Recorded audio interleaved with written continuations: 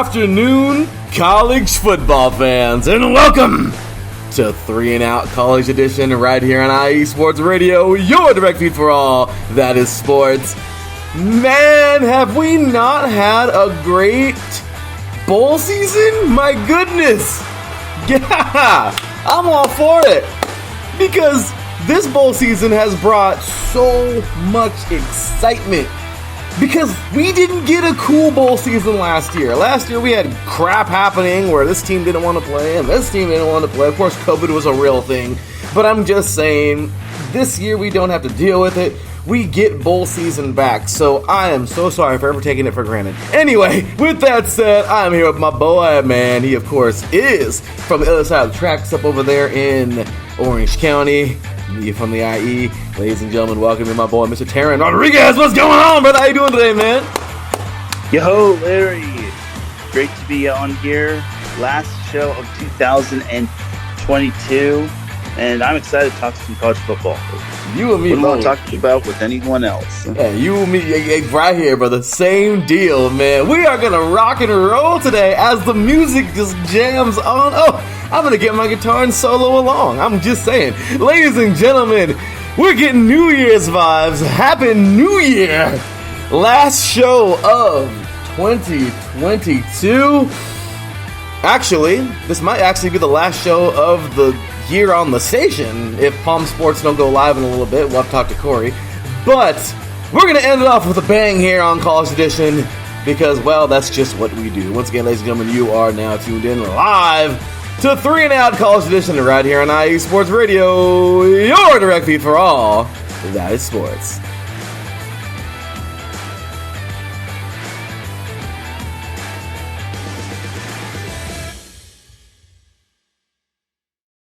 Welcome, college football fans. Here we are, y'all, as Teran and I are both watching this Sugar Bowl that is anything but sweet for Kansas State. Sorry. Yeah, and we are watching also the Music City Bowl, which is much more, well, I mean, they're both kind of, I don't know. I'll tell you right now. They both started out really, really good. But it's like Kentucky doesn't have an answer. Kansas State started out on fire, and, well, now they've just kind of caught on fire. That's about it. So, that's basically how those things have gone. Big ups to our boy, Mr. Cale Henderson, in the chat room. Got to show some love to our peeps here at IE Sports Radio, as always. Big ups to our Lord and Savior Jesus Christ. Without him, nothing is possible. That's right. And, of course, big ups to all of our listeners out there, because without y'all, we, IE Sports Radio, and I'm talking about you listening, you right there, your direct feed for all that is sports. That is correct. We are here, ready to rock and roll today. And we appreciate you guys so much for tuning in and being a part of it. So, with that said, y'all, my bad. I think I had Teran muted for like a split second there, so I don't know if we caught what he said about Kentucky. But I do know that Kentucky is getting an old school taking around the shed beating. Not as bad as Kansas State, but they're still getting beat down. So, with that said, ladies and gentlemen, once again, welcome in. We thank you all so very much for being here today with us. A little bit of a later start. My apologies for that one. But, man, there's this thing called sleep that I don't get too often. It's crazy. And I've been getting it lately. And it's like, man, I didn't know what I was missing. So, my apologies. A little bit of an oversleep today, but it's all right. We're starting in just the right time because both of these games are duds. I mean, I hate to say it, but the Sugar Bowl this year and the Music City Bowl, man, they are just, they're those games. And, well, might as well just prepare for the big ones coming up in just under an hour and then just under about 4 hours. So, good afternoon to our boy Adam Karnick in the chat room. Also, this is, I'm just going to say it, let's have the game be for the national championship. And for all of you diehards out there, you know what that is. For all of you who are not diehards just yet, it's okay. Because Teran and I got your back. But the game, well, this year was something that Ohio State fans want to forget. But it is one of the nastiest rivalries in all of college football, if not the nastiest rivalry in all of college football. And that, of course, is Ohio State and Michigan. Legendary coaches such as Bo Schembechler and Woody Hayes. You know, those two coaches.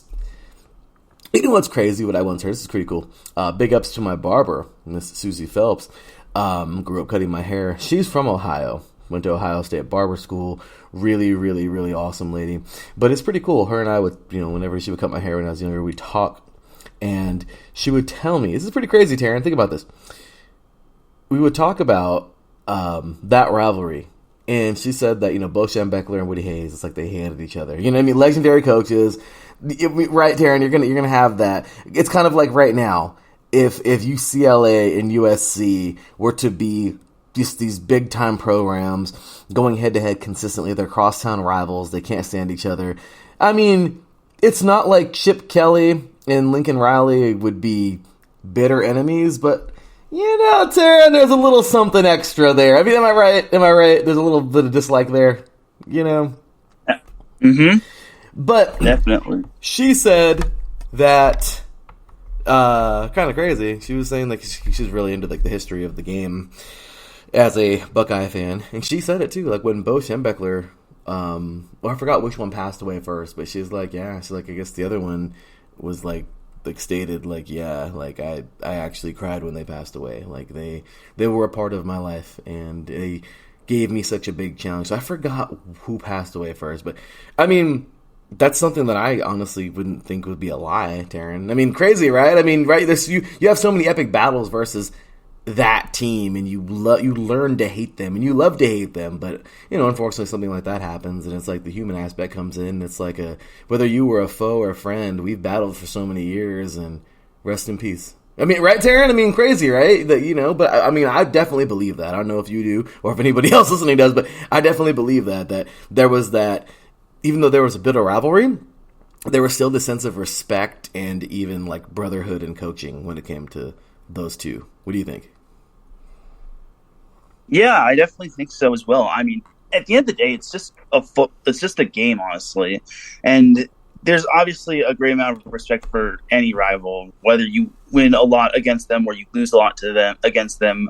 And at the end of the day, people can't have the right to be respectful as friends and have the right to basically just have that gratitude and friendship off the field. Like you said that UCLA and USC obviously have their rivalry. Like some of those players, obviously it can get heated at times, but off the field, they're all cool and whatnot. They're all buddies. And I think that could be said for all rivalry games. And I think every coach, every player, every fan has that little respect toward the other opposing rivals side in terms of off the field and whatnot. So no, totally agree, man. Totally agree. So we have ourselves some great rivalries, but and sorry, no, I didn't want to start a somber note of anybody passing away or anything, but I did want to say though, dude, that would be awesome. Adam Karnick over here talking about he wants to see the game.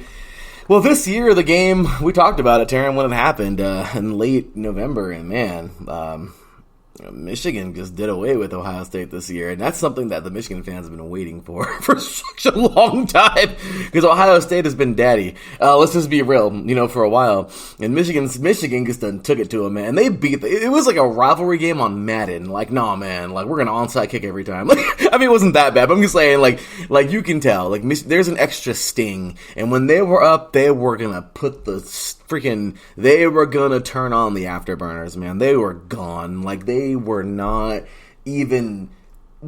letting up. There was nothing. I don't want to say respect, because definitely there's that respect, but yeah, Teran, when Michigan got up, they weren't gonna let that go, and they destroyed Ohio State this year. I don't know, Teran. It's kind of hard, because before we talk about the game for the national championship, Ohio State's kind of got to get through this team. I don't know if you know who they are, Teran. They wear red and black. They're coached by this guy named Kirby Smart. He's pretty good at what he does. The team that he coaches is like a little NFL team, in my opinion. They're so freaking stacked with talent. I don't know. Ohio State's kind of got a little, before they start looking to that next game, they ain't gonna take a look at who they got in front of them right now. But anyway, Darren, there's a whole bunch to get to today. Of course, we can't forget good old TCU. They'll be taking on Michigan today as well. So plenty of great stuff to get to here in this hour of college football. And Teran, let's go ahead and take this little bit of a recap. If you've been listening to us, it has been awesome all season long. Teran, you and I have kept this thing going every single weekend for like literally all of but like 2 shows from the very start of the season till now. And I am happy to say that I think this is our actual second full-on season where we've been able to do that. And it's just been awesome, man. So, dude, congratulations. Hey, we're not done with the season yet, but, dude, we've done pretty good. We've done pretty good. What do you think?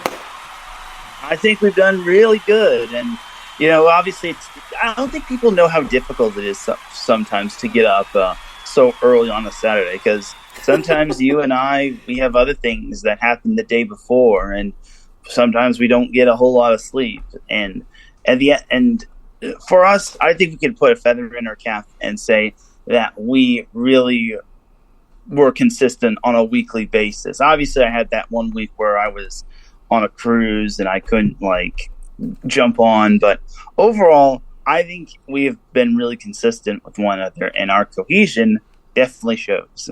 Completely agree, Teran. 100,000%, and I feel that we are solid, bro. We've done a great job this year. So once again, not tooting the horn here, our own horn, but I'm just saying, it's been a great season. We're not by far done yet, all right? We are not. We still have this show to go coming up. Of course, last show of the actual, calendar year. We got next weekend, of course, coming at you. Today we're going to be recapping a lot of the bowl season from this past week, getting you ready for the college football playoff, as Iowa will win this year, the Music City Bowl. That game just concluded, so give them a applause. Congratulations to the Iowa Hawkeyes for just doing away with Kentucky 21-0. And, I guarantee you Kansas probably wants this game to end already because it's 45-13 with 6.5 to go, and they're probably just like, okay, end it already. Coach, just run the ball. But anyway, so these games are coming to a close here. But yeah, Terrence, so we got this one coming up next week. We're going to be getting you ready for the FBS and the FCS National Championship. Next week's going to be a little bit of a quick recap when we start. And we're going to jump into both games. We're going to dedicate a lot of time to both of those games, the FCS Championship and the FBS, of course, the College Football Playoff National Championship. The stage is already set for the College Football Championship. I'm sorry, for the FCS Football Championship. As South Dakota, North Dakota State, those two teams are going to go head-to-head. It's going to be awesome. Cannot wait for that. But, oh boy. Well, let's get to the chat room real quick, Teran, because Cale Henderson says Bryce Young will be the number 1 pick in 2023 NFL Draft, and boy, if he goes to the Raiders, no, I wish he would. He's not going to go to the Raiders. Apparently, Derek Carr's done in Vegas. Womp womp womp. But man, I don't know what's gonna happen there. But oh, would I be so happy if Bryce Young was there? He's just a special talent, man. I'm such a big fan of that young man, and he's just he would be awesome in the silver and black. But also, I guess sorry. Go ahead, you're good, brother. Go ahead. He actually just moved into second all-time in passing touchdowns, surpassing CJ. No, it's not CJ McCollum. It's I'm blanking on the dude's name. His girlfriend was a Sports Illustrated model, but anyway, Bryce Young is now second all-time in passing touchdowns. He's only 9 passing touchdowns behind Tua Tagovailoa, but for Bryce Young to do that is absolutely amazing. So, congrats to Bryce Young. Talent unmatched. I know he's had his ups and downs. I know he had some injuries this year, but the dude is solid, and I think he's going to do really good no matter where he goes in terms of the NFL. He's probably going to go to the Texans, but you never know.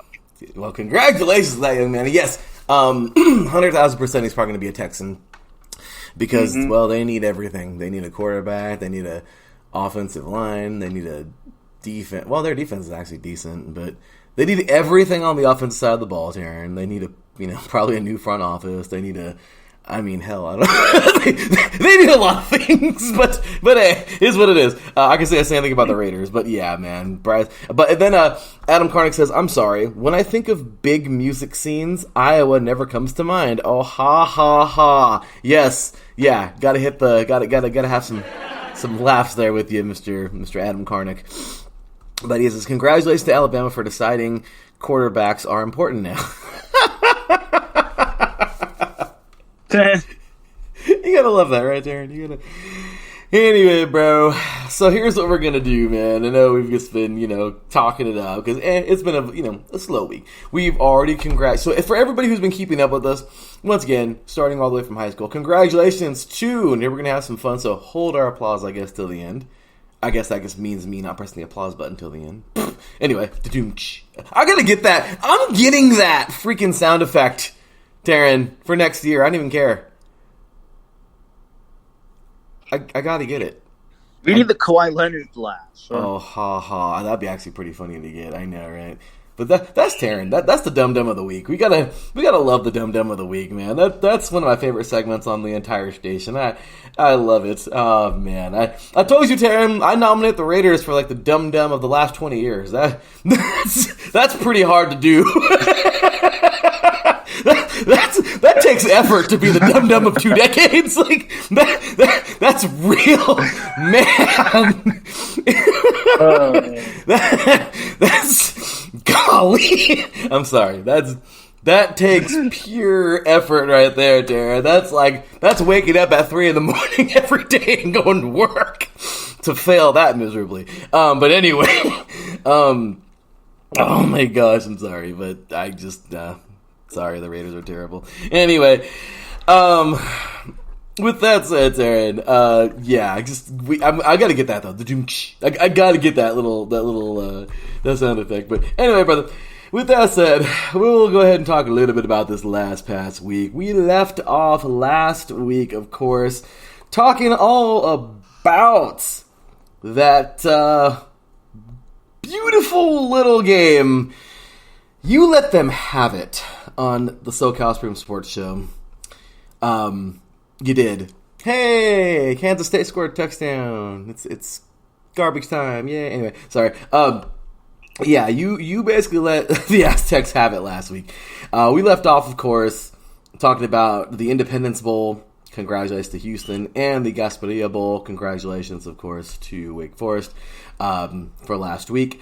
But the game coming up that day on Christmas Eve last week, hopefully you all had a wonderful Merry Christmas, we had the Hawaii Bowl, where Mid-Tennessee State would defeat the San Diego State Aztecs, because the Aztecs just, love to fall apart in big games.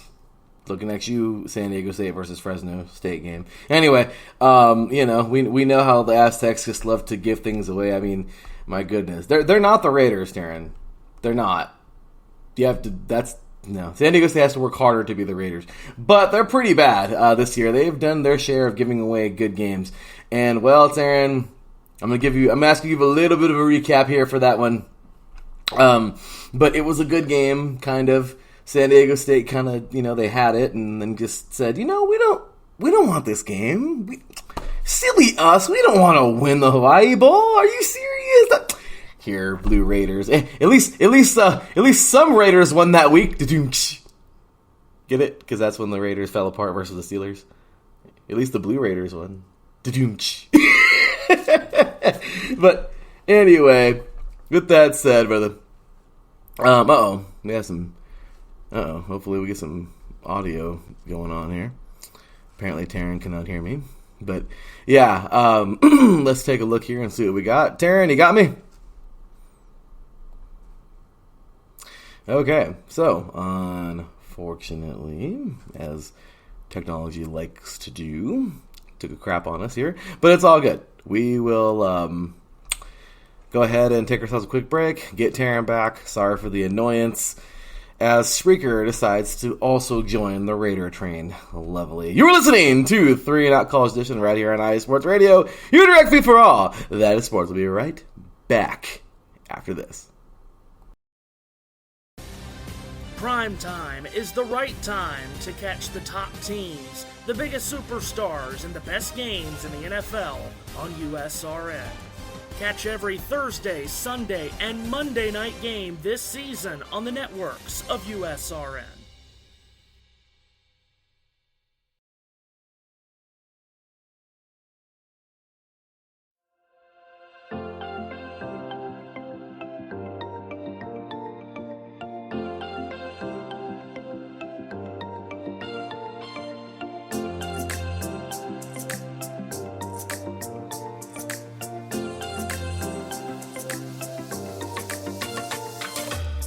Are you a fan of Buffalo sports? Are you thinking of changing loyalties and becoming a Buffalo sports fan? Do you even know where Buffalo is on the map? Did you know Canada is closer to Buffalo than New York City? Welcome to the Buffalo Huddle, every Tuesday night at 7 p.m. Eastern Standard Time and 4 p.m. Pacific Coast Time on IE Sports Radio, your direct feed for all that is sports. I'm your host, Patty Bax.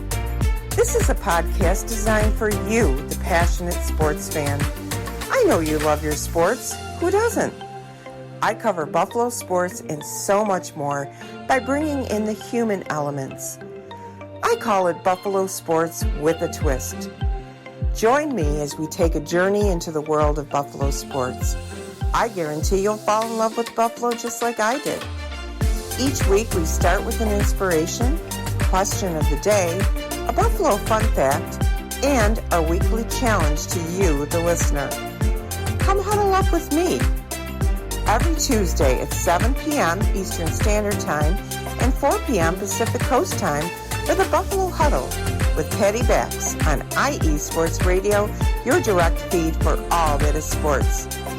As we say in Buffalo, go Bills! Go Bills and go Bulls! That's right! Because the Bulls won this past week. Congratulations to them.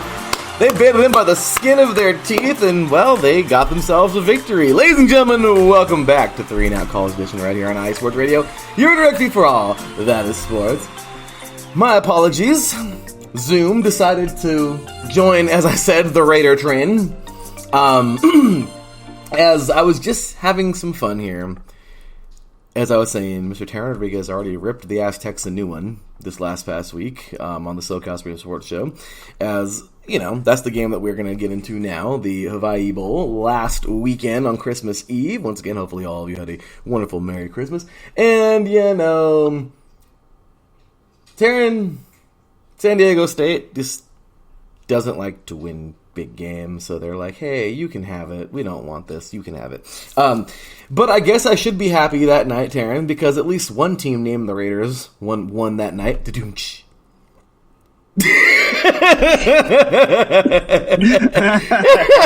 was pretty good, huh? That was pretty good. Very true. It may not have been the Vegas Raiders, but it was the Blue Raiders who won on Christmas Eve. As they were like, are you sure you don't want to win this game, Aztecs? Are you sure? And San Diego State was like, we could not be more certain than anything in our lives that we do not want to win this game here today in Hawaii and win the 2022 Hawaii Bowl. And Mid-Tennessee State was like, are you sure? Like, you're being too kind. Are you sure? And San Diego State was like, They legitimately played the Be Our Guest song from Beauty and the Beast. Like, you know, be our guest. You know what I mean? Like, that's exactly what they did. Because Mid-Tennessee State just, you know, it's like it don't take much to beat the Aztecs in a good game. I don't know what it's been with them this year, but they have been annoying. Going into the fourth quarter, it was 17-16 San Diego State. Early in the fourth quarter, Mid-Ten State would get the victory, or sorry, would get a touchdown, 22-17. 2 field goals later, throughout the fourth quarter, the Aztecs would go up 23-22. Wow, it's another 1-point deal again in this game. But with 2:05 to go in this one, Zeke Rankin will nail a 37-yard field goal and put the Blue Raiders up 25-23. And the Aztecs just basically said, "Yeah, we're good. We're not gonna put in any more effort. We're good." We idolize the Las Vegas Raiders, so just kidding. So we know what to do in this situation. Just give up, and they did. I'm sorry, but they just kind of gave that away on a silver platter. And Mid-Tennessee State was like, "Sweet, we're gonna ride on back to Tennessee with a victory," and they did exactly that. 25-23. Teran, what in the crap happened to the Aztecs that night, man? They turned the ball over 5 times. That's what happened. And poor Jalen Maiden, he had 3 interceptions and 1 fumble lost, which that didn't help matters. But he should be their guy going forward, unless, of course, San Diego State lands a bit better guy in terms of probably their class of 2023 or through the transfer portal. And also, San Diego State had 1 last fumble on their final drive, but that didn't wind up mattering because they were very short of the first down. I think it was like 3rd and 23 or 4th and 23, and I guess they just try to lateral it, but unfortunately it just wasn't meant to be. And it sucks because San Diego State's problem this year has been their offense. They just can't put together a full 4 quarters in terms of their offense. In this game, they banked on Jack Browning to basically carry them in terms of the field goal game, and that's not ideal, especially when Mid-Tennessee is able to get a touchdown. And fortunately for them, they missed I think they went for two just because they were down 1, and then they knew they wanted to be up 7, so they went for 2, and then they failed. So overall, for San Diego State, they have to have a better offense. Their defense is good, and special teams is just too relied on. They can't rely on special teams to carry them throughout their game, as well as the defense. The offense has to actually learn to score, and they did not run the ball all that much. I think their leading rusher had 27 yards off of 1 carry, which is it's disturbing just because you have to have a balanced diet offensively. Yes, maybe San Diego State they shied away from the run game just because they want to be a little less predictable. But for me, their offense just needs to be more fluid. Good things happen when you run the ball. I mean, look at what the Raiders do with Josh Jacobs, and even they have that problem. So, yeah, tough one for San Diego State. I hope they're able to improve. And I'm just going to say this. Rocky Long did not leave for this, though he might have. He's at Syracuse, for those that are wondering. He's the defensive coordinator for the Orange. Wow, I did not know that's where he went. Yeah, he went clear across the country, didn't he? He went from Southern California all the way to New York. That's crazy, but all the best to him. And yeah, man, it's just been a rough go. But good, congratulations, though. Not to discredit Mid-Tennessee State, man. They fought. Good game for them. They have won the Hawaii Bowl, the Easy Post Hawaii Bowl this year. Then, of course, on to Monday. The NFL took place on Sunday, of course. We talked all about that on 3 and Out this past week. But, Teran, we got on to Monday on the day after Christmas, and it was the Quick Lane Bowl. And New Mexico State, dude, this is a good football team that just needs to. Oh my gosh, the things that they can do I was watching this game, Teran. They dominated for the majority of the game, and they get into the third quarter, and it's they kind of just lost. They lost it. The defense looked solid. The offense scored a few. It was 17-0 or 14-0 at the half, 17-0 after a field goal in the third quarter. But then they just kind of let Bowling Green back in this one. 1 touchdown let up isn't bad in the third quarter, but man, that fourth quarter, freaking crap. There was a safety. There was of course, they let up a field goal, which isn't bad. And then late-ish, it wasn't late. It was 6:27 to go in the game, but Bowling Green really almost made a full-on comeback. But New Mexico State, man, it seems like that might have been the problem all year, why they're a 7-16. They got the victory. But, dude, it was so tough to watch because after seeing defense play so well, I'm a defensive guy, it just sucked to see, and that's not dissing Bowling Green. They played well. They came out and freaking fought. They did exactly what you need to do in that kind of game. Freaking get it together and ball.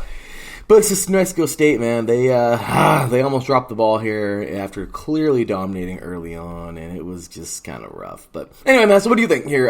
Pretty solid game, though. New Mexico State looked pretty good. Pavia, I think that's his last name, 17 for 29, 176 yards, 2 touchdowns. He did throw a pick, but overall, you know what? It was a pretty decent day for New Mexico State, and congratulations to the Aggies. From what I understand, they're joining Conference USA, if I think, this next coming year. But anyway, solid job for them. They'll end the season at 7-6. Bowling Green will end at 6-7. Did you catch that game, Darren? Yeah, I caught a little bit of it, and this game was actually quite something. And for their head coach, this was actually his first bowl game win as a head coach. And I think this is only the second bowl game victory in New Mexico State's history. Don't quote me on that, but Jerry Kill earned his first ever bowl game victory as a head coach for New Mexico State, and I think that's absolutely amazing. And for New Mexico State to beat a team from the MAC, it's pretty impressive. I think I remember you and I both picked Bowling Green, which I think this year it shows that there is no guarantee when it comes to some of these bowl games. And for New Mexico State, obviously they felt like the underdog, but then they came out swinging and they did just enough to hold off Bowling Green. And I think that New Mexico State has a bright future. And if they are going to Conference USA, that'll be quite interesting just because they will have to contend with the likes of Western Kentucky, who obviously continues to have another great season after great season. And you have, I think UCF is also leaving as well. There are probably a few schools leaving here and there, but for the Conference USA, that should be quite the challenge, as opposed to being in the Mountain West Conference. Not saying that Mountain West Conference is a bad conference. I'm just saying that Conference USA might be a little bit more of a challenge, but we'll see. Agreed, Teran. I'll tell you right now, I feel like that was very, very, very good. Very good job to New Mexico State here. And yeah, I would love to see them continue to ball, man. I mean, at CBU a couple years ago, their basketball team literally rivals CBU now, it seems. There's a lot going on there. I love it, though. I enjoy, of course, you cover on the SoCal Spring Sports Show everything Southern California. So I know you knew this, brother. But I'm going to say, New Mexico State, man, the Aggies got some good stuff going on.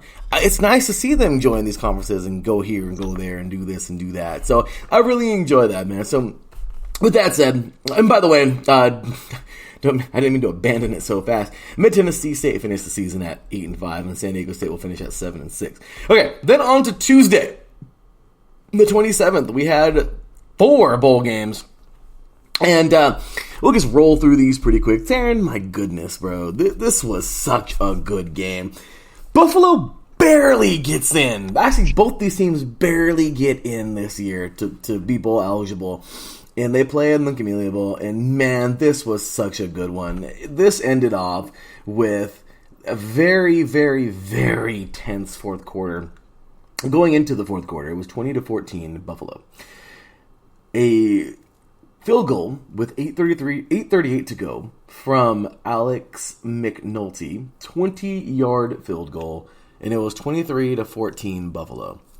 Oh my gosh.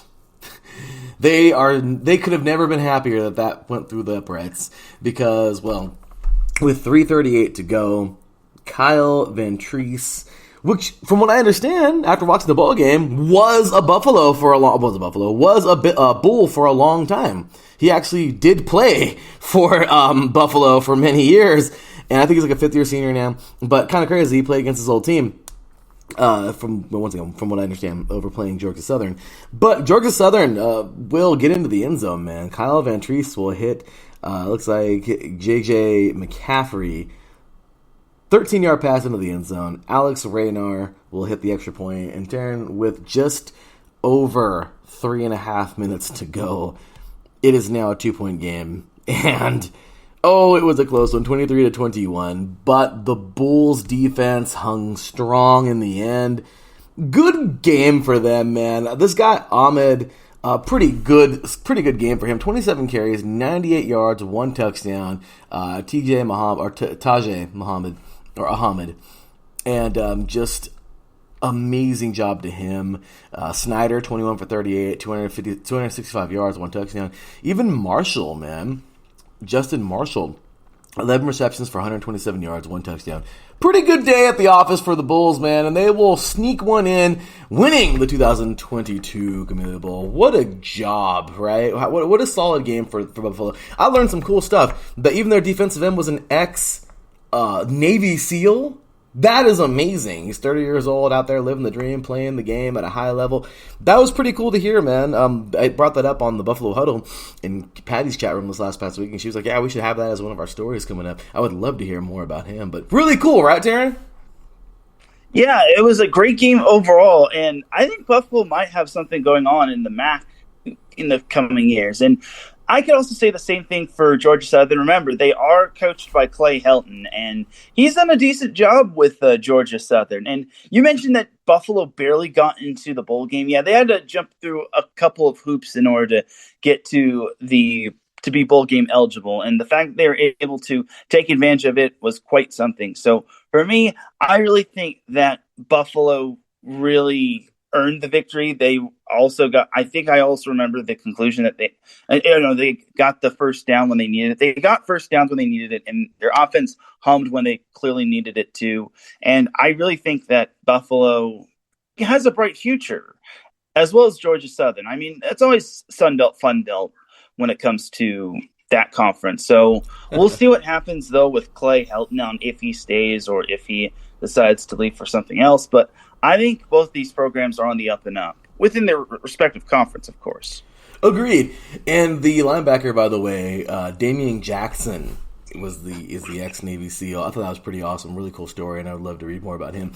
But yeah, congratulations, man, to Buffalo and Clay Helton, man. I didn't know we went there, but congratulations to him. What a job that was by these guys. And Buffalo will end their season at 7-6.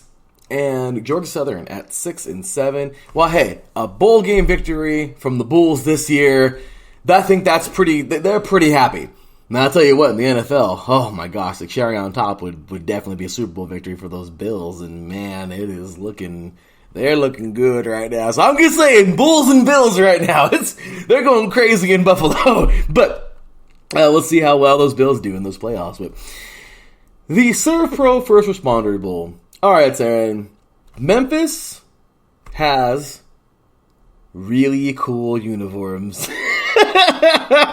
Teran, I've been saying this on the show for the last 2 to 3 years, I think. No, I just can't help it, man. Memphis and their really awesome uniforms went to work. It's like the Aggies didn't even show up to play the game. Really, there's nothing to talk about here, Teran. 38-10. Memphis dominated the whole game, man. They finished the season at 7-6. The Aggies of Utah State will finish at 6-7, and they just really went off, man. It was just a great day. I really, more than anything, I mean, you see this young quarterback, man. Seth, I don't know if he's young or not. I don't know what year he's in. Oh, he's a sophomore. Seth Hennigan. He was pretty impressive, man. He went 20 for 29, which I don't really give a crap. Some people are like, well, it's not a lot of passes, but who cares? 20 for 29 is that's better percentage-wise, all right? I'm just saying. 284 yards, and he threw for 3 touchdowns. Dude, they looked pretty good. He looked pretty good, man. Memphis finished strong. They did their thing. And congratulations to the Tigers, the 2022 Serve Pro First Responder Bowl champions. What do you think about that game, Teran?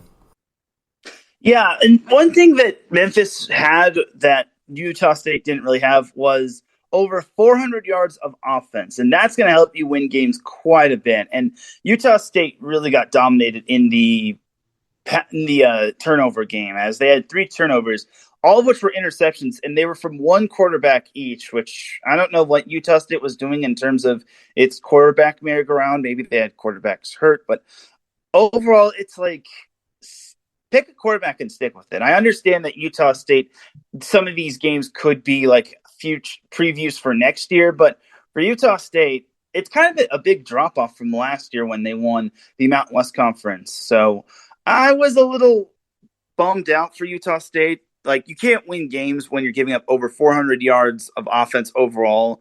You can't win games with 3 turnovers. You can't win games with only just 261 yards of offense altogether. Like, you can do so in your conference, but in bowl games, you have to do a lot better. And also, Utah State went 5 for 13 on 3rd down. So Utah State's going to have to figure it out next season. And also time of possession was key as well for Memphis. So Utah State has a lot to learn, but I think they'll eventually get better. And Memphis, good job to them. You look good, you have to play good. Yes, sir. And that's exactly what they did. Speaking about another team that looked pretty good, Teran, we're both Laker fans. That sucks. Just kidding. Of course, congratulations to LeBron climbing up that ladder, man. He definitely deserves it. I know the boys will get more on this on on Fast Break coming up. Really excited for that. Davidson and Notarius will be talking all about the NBA and college hoops. But the team that wears gold and purple and gold. Well, our GM of ID Sports Radio, Miss Angela Winstead, this lady is a diehard ECU Pirate fan. And Teran, let's just say that her ECU Pirates made her a very, very happy woman this past week that was able to dominate, and I'm talking about freaking dominate, the Ticket Smarter Birmingham Bowl 53-29 versus, I don't know if they're rivals, but they're in-state, of course. And in-state foe or rival, or whatever you want to call them, Coastal Carolina, dude, ECU went to work, man. 53-29 at the half. This game was 24-14. What happened? I mean, really, it's just a complete dominating performance. They took off. I mean, and this also goes with Coastal Carolina scoring 2 touchdowns of their own in the second half. But 1, 2, 3, 4, 5 touchdowns to 2. Yeah, it's usually going to end up a little lopsided in that second quarter, that is. But yeah, that was really rough, man. And tough go for CCU. They'll finish at 9-4 on the season. But hats off, man. 8-5 this year. The ECU Pirates look good. 53-29 victory at the Ticket Smarter Birmingham Bowl. How about that one, Darren? So one thing that ECU had was their quarterback, Holton Allhers, I believe that's how it's pronounced. He had a Birmingham Bowl record, 5 touchdown passes. So for ECU to have 5 touchdown passes, it makes me wonder, what happened to Coastal Carolina's defense? And what happened with Coastal Carolina altogether? Like, I remember last year, they were making a push to try to be one of the top teams in the college football playoff, not from a Power 5 conference. Much like the Memphis-Utah State matchup, ECU had over 400 yards. They nearly had 500 yards of offense altogether. The damage was mainly done in terms of the passing game, and fumbles were just a big issue for Coastal Carolina. They had 3, which was all of their turnovers altogether. Granted, ECU did get hurt in the penalty game. They had 130 yards in terms of penalties altogether, in terms of their 11 penalties, but overall, for ECU, they capitalized on Coastal Carolina's mistakes, and for ECU, I think they have a bright. Their future definitely looks bright. For Coastal Carolina, it all depends on what happens with the other Sun Belt Conference teams. I'm sure they have a good future as well, but for ECU, they really made a statement game, and they have their conference on notice. They definitely do, and congratulations to them, man. That's how you dominate a bowl game. And last game of Tuesday night. Or of Tuesday, we have the Guaranteed Rate Bowl. And, something that wasn't guaranteed in that game, Darren, was a win for either of these teams because they had to fight like crap to get it. Into that fourth quarter, man, I mean, oh my gosh, Wisconsin thought they had it guaranteed. They did. Going into that fourth quarter, 24-7, you think you have it. And, well, the defense kind of took a crap. But the Pokes, man, the Cowboys come out and score. Man, it was only 10 points. But, dude, it was just a little more push at the end, and they could have had it. But the defense is strong for Wisconsin in the end here. But, yeah, man, unanswered. 10 unanswered points in that fourth quarter. Wisconsin just really hung on to win this one. Really good game, though, for some of these guys, man. One guy I want to really highlight was Braylon Allen, I believe. He, 22 carries, 116 yards, 1 touchdown. Sophomore running back, number 0. The guy is really good. And you know what, man? He really did his part. He did a lot to help his team win it. And Wisconsin, they will finish at 7-6 in the season, as the Cowboys of Oklahoma State will finish at 7-6. How about that one? So this was contrary to what the score believes. This was kind of a defensive game for both teams. Once upon a time, Wisconsin had one of the top defenses last year, along with Minnesota. And Wisconsin, I think, kind of turned back the clock to last season, and they limited Oklahoma State to only 10 first downs, and they held them to only 3 for 14 on third downs altogether. What really was Oklahoma State's struggle was the run game for Wisconsin, as they gave up 258 yards while only producing 52 altogether. So for Wisconsin, this was kind of just one of those classic bully ball games where they basically had to force their way past their opponent. And I thought Wisconsin did well for the most part. They only had both teams had 2 turnovers. Both for Wisconsin, they only had 2 penalties and for 20 yards, while Oklahoma State had 3 penalties for 35 yards. So it was pretty much of a good, clean game here. More so defensively, as both teams really struggled on third downs. And the difference was for Wisconsin is that they had 21 first downs, like to Oklahoma State's 10. So I really thought that Wisconsin was pretty much better defensively, in my opinion. They played very well, and they freaking earned it, man. On to Wednesday, the 28th. We had 4 more bowl games here. The Texas Bowl. Teran, this was an earlier game, and it was a good one. Realistically, it kind of just seemed like Texas Tech had this game really just from the very start. I mean, it was freaking... My goodness, man. I mean, yes, it went back and forth when the game first started. 7-7 in the first quarter, and the first quarter 10-7. At the half, though, man, Texas Tech had a major second quarter, 26-7 going into halftime. At that point in time, it just kind of seemed like, okay, they're the team who's really, significantly better. The third quarter, though, was a little surprising to me. They could not, I don't know what that halftime speech was all about for the Rebels, but dude, that defense stood pretty strong. Their offense put one in, 26-13 going into the fourth quarter, and then the Red Raiders woke up, man. They woke up and they went at it. My goodness, a touchdown to field goal later, mid-fourth quarter, 35-13. Okay, it's almost a guarantee now, unless they really find a way to screw this up. Unless they channel their inner Raider. Sorry, I had to. They really, they weren't good. They were going to win this game, and they did, Teran. They did. They went at it. They freaking got it done. Yes, despite 2 touchdowns being scored from Ole Miss. Okay, almost back to back. Well, a little bit. One was at 7:35 to go. One was at 3:10 to go. But regardless, man, Ole Miss. Solid effort, valiant effort in that fourth quarter. But then the one, and I don't even want to try and pronounce his name, and I'm not going to, but I'm going to call him LF, his initials. And 44-yard kick return, man, sparked the house. Trey, well, I'm not even going to say his name either, just because I don't want to disrespect the other young man. But all the way into the end zone, extra point was good. 42-25 with 3:03 to go in the game, and that all but sealed it. Good game there. Texas Tech, man, how about this? They had a pretty good day. Who I really want to zone in on, though, man, is this guy Tyler Shaw, I believe. I want to butcher his name. S-H-O-U. Shuck. This dude's a freaking awesome player. I don't know if he's going to go to the NFL. I don't know what he's planning to do. But Teran, at 6'5", 230 pounds, out of Chandler. I wonder where he played in high school. But Teran, this young man got off, man. He really did. He went at it.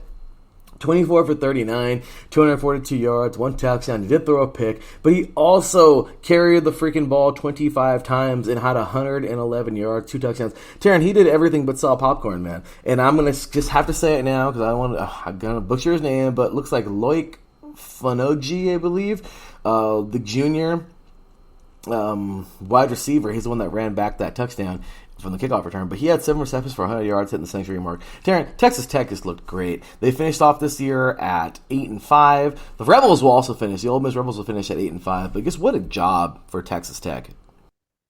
Yeah, and it also helps that they capitalized on 3 early turnovers that Ole Miss had. And that's kind of uncharacteristic for Ole Miss, just because Lane Kiffin's high-flying offense really shines more often than not, especially in SEC play and when they play Alabama.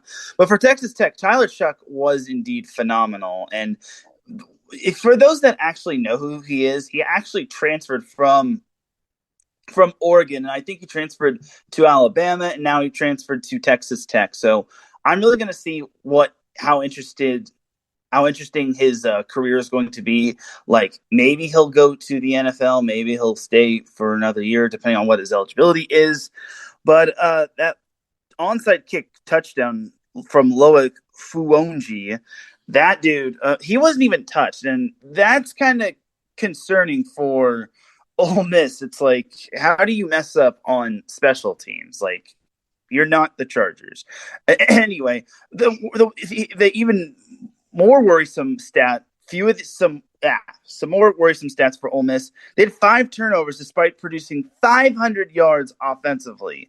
I don't understand how Ole Miss loses when they produce 500 yards of offense, but they turn the ball over 5 times. And and like I said, those 3 early turnovers really did Ole Miss in. And when you're when you're being inefficient offensively, it's going to be a long game. Just because I know Ole Miss did force 3 turnovers as well, but one thing that Texas Tech did was that they only had 15 yards of penalties, 3 penalties for only 15 yards, and that's basically what kind of decided the game right there. And Ole Miss, both teams weren't really the best on third down. Ole Miss was 5 for 13. Texas Tech was 7 for 19. But Texas Tech, they had some major cojones going for full fourth down. They were 5 for 6 on fourth down. Ole Miss was only 2 for 7. And I think Texas Tech overall, despite giving up over 500 yards of offense, was the better team based on some of the other statistics. Agreed wholeheartedly, Teran. It was a good old beatdown. Honestly, the Red Raiders, that game was just worse than the score, in my opinion. A lot like this next one, the Military Bowl presented by Paraton. Teran, the Duke Blue Devils, they were way more dominant than what the score shows. I'm just going to be real, dude. 30-13 final score over the UCF Knights here, but Teran, the Knights will finish at 9-5. Duke will finish at 9-4. But at the half, Teran, at one point during this game, going into the fourth quarter, it was 23-7. I mean, it was just dominant. I mean, yes, there is one touchdown at the end of the game. Okay, one touchdown won the fourth quarter from UCF, and then Duke will add one more of their own at the end to really seal it, 30-13. But honestly, Teran, I just feel like this game should have had a worse score. Duke really was just significantly better. UCF could not turn it on. They just didn't have an answer for really anything. And Duke played really good football, Teran. I was very impressed with these guys. I thought they did good. Plumlee played very good, 21 for 34, and not the best complete percentage there, but 182 yards. He did throw a pick, but gosh dang it, they got off, man. They played good. They played as a team. Their defense was solid all night long. You know, Teran, honestly, this was just I was really impressed with Duke. I thought this was a very, very good football game, very complete football game from these guys. Granted, they gave up 13 points, but they're another Division I school. What do you expect? You know, I mean, they're gonna fight. They're not gonna just lay there. But Duke played very well, Teran, and I can just tell you, I'm very impressed very impressed with the 2022 Military Bowl champions this year. For Duke, yeah, they really impressed me, and they really contained John Rhys Plumlee all that well. And, I mean, he didn't have any touchdown passes. He only had 182 yards. When you compare that to Riley Leonard, it's not all that great, but compare the QBR ratings, it's... Ugh. But overall for Duke, I think we both picked UCF, and we're eating a lot of crow for this. So. That's for sure. And sorry, trying to cut you off. I'm an idiot. I don't know why I said Plumlee for Duke. I'm a dummy. I meant Leonard. I'm sorry. Yeah, 19 for 28. Not the greatest percentage there, but 173 yards. The kid he looked pretty solid. Also, he looked pretty good on the ground as well. But anyway, sorry about that, Teran. It's all good. Duke only had 1 penalty, and that went for 5 yards. UCF turned the ball over twice. They didn't have too many penalties altogether as well. So it was just a good, clean, solid game for both. For mainly Duke, just because they won the turnover battle. They were more efficient on third down. First downs were pretty much the same. Duke and UCF both had more than 300 yards of offense. And for Duke, they just controlled momentum after that first quarter. After the first quarter, they really contained UCF a whole lot through the second and third quarter. And that's kind of what was the difference, in my opinion. I think Duke played a complete game, and heaven knows if they're going to be on the rise. I mean, they are a Power 5 conference. They're in a Power 5 conference, and I think maybe we need to do a better job of possibly keeping an eye out for Duke. I mean, you never know with what the ACC is going through with Clemson and how it's going to be under new center. But for Duke, it's quite impressive. And for Duke fans, everyone makes the joke that Duke is just a basketball school, but heaven knows what could happen if they manage to get it together in football. Agreed. I think they look pretty good, man. They can definitely come back and be a team that, hey, people know we have a football team here. Speaking of a team that, or a school that is a basketball school that actually showed a very strong performance. Unfortunately, in this case, they didn't get it done. But dude, Kansas, man, the AutoZone Liberty Bowl was a freaking doozy, man. That was a great football game. Arkansas, the Razorbacks, will finish the season at 7-6 as they'll defeat the Jayhawks, who finished the season at 6-7 in not one, not two, but 3 overtimes. What a freaking game, man. Oh my gosh. This was a good one. And you just look at these yards. Oh my gosh. If you're going to look at anybody, I mean, these two quarterbacks were really good. I mean, I got to mention pretty much almost everybody in this entire game went over the century mark. Of course, there was a lot of game to be played. But this young man, Daniels, man, oh my gosh. Jalen Daniels, dude, 37 for 55. Yeah, not the greatest completion percentage, but he went for 544 yards. He threw 5 touchdowns. Yes, he threw 2 picks, but my goodness, he did everything he could possibly do. Grimm, 10 receptions for 167 yards, 1 touchdown. And that was his Kansas. On the Arkansas side, Jefferson, 19 for 29, 287 yards, 2 touchdowns. He did throw a pick, but Jefferson also ran for 14 carries and 130 yards and 2 touchdowns. Landers had 3 receptions for 121 yards and a touchdown. Teran, this game had everything, man. This was like Thanksgiving with all the fixins, man. This was a very good day.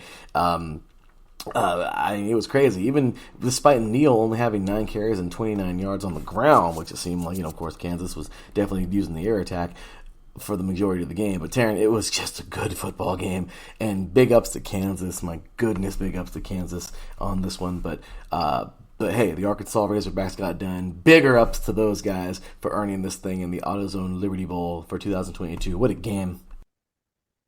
And what a game it was. Arkansas jumped out to a big lead, and I thought this game was going to be over by the time halftime rolled around. But you got to give Kansas credit.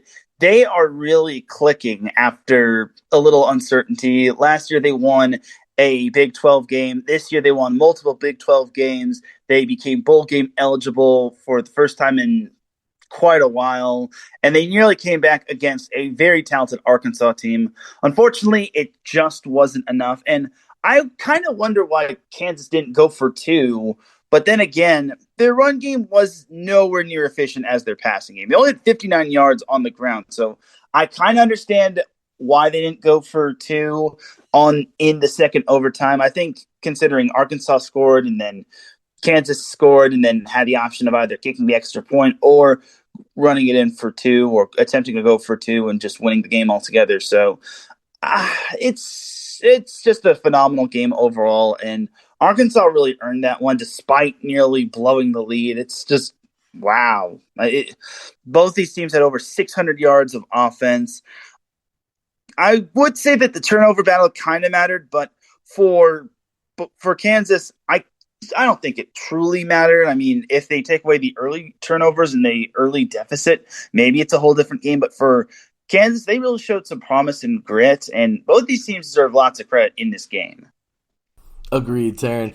As we get ready, of course, to kick off in what should be a very good game in the 2022 Fiesta Bowl. Number 3, TCU, and number 2, Michigan are getting ready to go head-to-head, but we're still going live here. Moving forward, ladies and gentlemen, this was a great one. That was a great one, that is, and congratulations to a very hungry Razorbacks team for earning that title. And then, Teran, that night, we had a little bit of Pac-12 versus ACC, and my goodness, this was a freaking battle. Oregon and UNC went head-to-head, man. At the half, this game was 21-14 UNC in the scoreless third quarter, and they went back and forth, it seemed, in the fourth quarter. The problem is, for UNC, is they were scoring field goals and Oregon were scoring touchdowns, and that's what did it, especially coming at the very end. Bo Nix let Chase Cota for a 6-yard pass into the end zone. Camden Lewis with the extra point will seal it with 19 seconds to go, and wouldn't you know it, man, those Oregon Ducks, number 15 in the land, will finish the season at 10-3. UNC finishing at 9-5, and boy, that was a good one. Bo Nix, 22 for 30, 205 yards, 2 touchdowns, did throw a pick, and then Irving, 13 carries, 149 yards. That's what I'm talking about on the ground. 2 touchdowns overall, man. The Ducks got it done. Yeah, and you mentioned Bucky Irving, only a sophomore. He had over 1,000 yards on the season, and this was kind of the cherry on top when it came to that 1,000-plus rushing yard season.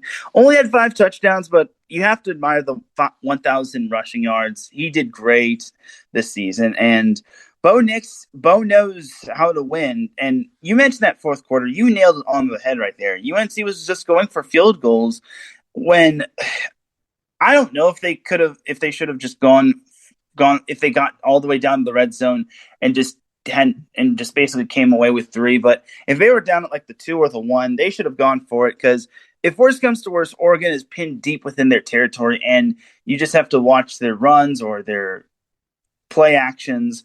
But for UNC, field goals do not win games, touchdowns do, and when you're facing a team like Oregon, you have to beat them with touchdowns, just because Oregon is able to put points on the board. I know they lost quite a number of players in terms of the transfer portal, like Travis Dye and Tyler Shuck, but Bo Nix does know his gameplay, and he did wonders for Auburn, and now he did wonders for Oregon. So I give credit to UNC for a great game. It's just that you have to, when you're facing certain teams, you have to basically roll the dice and go for it when it comes to like getting more points, because Oregon definitely can score at will no matter who their quarterback is. And Oregon is a darn good team. But great game to both these teams.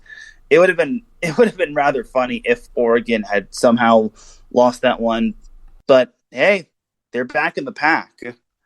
Agreed, Teran. Dude, it's true. You gotta, in these moments, you gotta get them. I know, take the points, but there's gonna be a time where you just gotta say, I trust my team. I trust my offense. Let's see what they do. Trust your QB. Yes, trust your QB. And it's just a really tough go for those guys, man. But what a good football game. And, well, congratulations to the 2022 Holiday Bowl champions, number 15, Oregon, the Oregon Ducks. All right, Teran, on to Thursday, man. We're only on Wednesday. On to Thursday. We have here number 12, Washington, taking on number 20. Actually, that was the later game. We had that game. That was Adam Karnak on the call in USRN 2, I believe, that night. But earlier in the day, we had the Pinstripe Bowl, the Bad Boy Mowers Pinstripe Bowl, where Minnesota and Syracuse went head-to-head. Minnesota had a good football game. Syracuse had it. It was there. Oh my gosh, they had it. It was there numerous times. This was a very good game. A scoreless first quarter at the half. Minnesota led 14-7. At the end of the third quarter, it was 28-13. Minnesota was up there, and Syracuse kind of fell back. And well, in that fourth quarter, Syracuse scored late, but it was just too late. And well, they would lose this game by 8 points. Congratulations to Minnesota. 28-20. Big game there for these guys. No one over the century mark. None of that fancy schmancy stuff. All it was the Gophers going out there and winning a good football game. And dang it, Teran, if it wasn't a good one. Congratulations to them once again. Minnesota finishing at 9-4. Syracuse finishing at 7-6. Congratulations to the Golden Gophers. Yeah, once upon a time, Minnesota did have one of the top defenses in the nation, which was last year. They kind of turned back the clock on that one, only allowing 20 points. The only negative for Minnesota was that they only forced for 1 turnover, and they allowed over 400 yards, nearly 500, and they only had 200 yards to show for it. But again, this was one of those bully ball games for Minnesota where they weren't flashy, but they were efficient altogether. And I thought that Minnesota played a great game against Syracuse. And considering, and by the way, game was played at Yankee Stadium, so that's a little bit of a Snapple fun fact for y'all. But for Minnesota, it's quite interesting that they didn't put up the big numbers offensively, but they're able to just get the job done. They almost had half the first downs. Syracuse they had 6 incompletion. They were 5 for 11 on third down. And like I said, only 215 yards. But one thing they did kind of do better is that they only had 2 penalties, which went for 20 yards. And despite getting dominated in time of possession, Minnesota used the possession to their advantage wisely. So I really thought that Minnesota played efficient. And I think those Big Ten games really helped them out. Not trying to say that Syracuse wasn't efficient in their ACC games, or their ACC games didn't really help them get battle tested. But I think for Minnesota, them being well known for a very good defense in the nation really has to force them to live up to their reputation. 100%, Teran. Sorry about that. Cheez-It Bowl, number 13, Florida State, Oklahoma. It was a good one from start to finish. Florida State, number 13, Florida State won this one 35-32, finishing the season at 10-3. The Sooners, it was just that kind of year, Teran. I think this bowl game literally summed it up. They were so close, yet so far in so many games. They lost some games that were just like, wow, that's Oklahoma? Wow. Wow, it was crazy. But really, Teran, it was just the game exploded in the fourth quarter. They went back and forth and back and forth and back and forth, all kinds of scores. But realistically, the sparks of greatness from Oklahoma weren't enough to match up against the sparks of greatness from Florida State in that fourth quarter, and man, it was a good one. I just got to zero in on Travis, man. 27 for 38, 418 yards, 2 touchdowns. He threw a pick, but my goodness. And Wilson, 8 receptions for 202 yards. Think about that. 8 receptions for 202 yards. Big day for that guy. Even Ward, 10 receptions for 81 yards. 2 touchdowns. Teran, Florida State looked solid, man. And I mean, can this team continue to climb that ladder? Oh, Oklahoma, they had some pretty solid numbers of their own. Of course, we're cutting into some time constraints here, so definitely want to roll on through these. But Teran, congratulations to the 2022 Cheez-It Bowl champions, number 13, Florida State. Yeah, and Mike Norville is building something up yet again for the Seminoles, and the fact that they won 10 games this year speaks to high volumes of how Florida State is starting to get back to its normal dominance days, back when they had Jameis Winston. But for Florida State, they really showed up in this game. Nearly had 600 yards of offense. They limited their penalties, and their offense overpowered Oklahoma's, and you really have to give credit to Mike Norville. He really had his team prepared, and they dug their way out of a 14-3 deficit. And despite all of Oklahoma's comeback tactics, the Noles were very prepared. And as for Oklahoma, it was one of those seasons. Obviously, they are still getting over the loss of Lincoln Riley, and unfortunately for them, it just wasn't meant to be. And it's going to take some time for Oklahoma to get back, and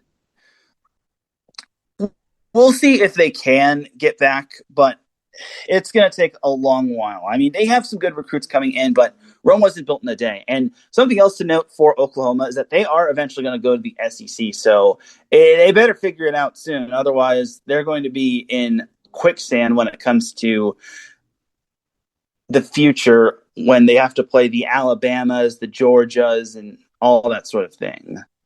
Well, we can't talk about Oklahoma without talking about their bitter rivals in the Red River Showdown, of course, Texas.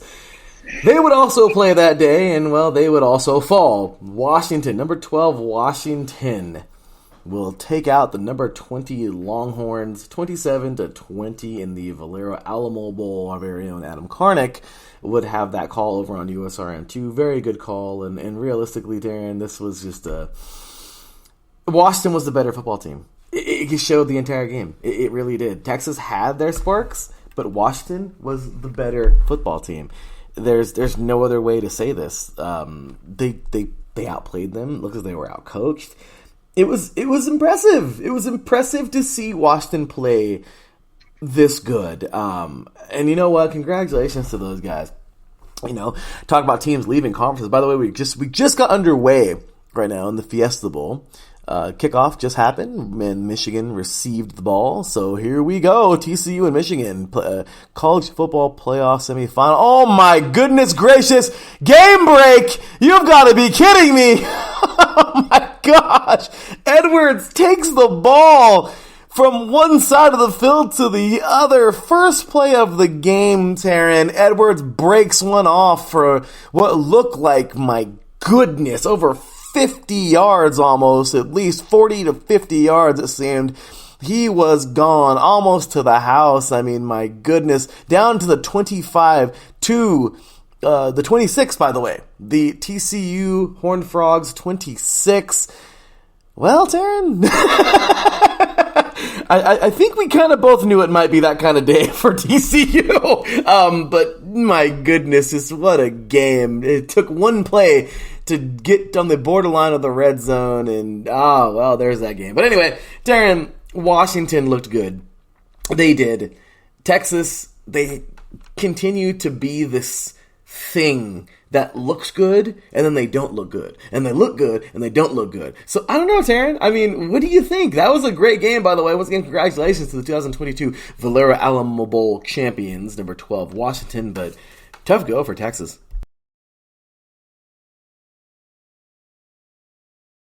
Oh, did we lose you there, Teran?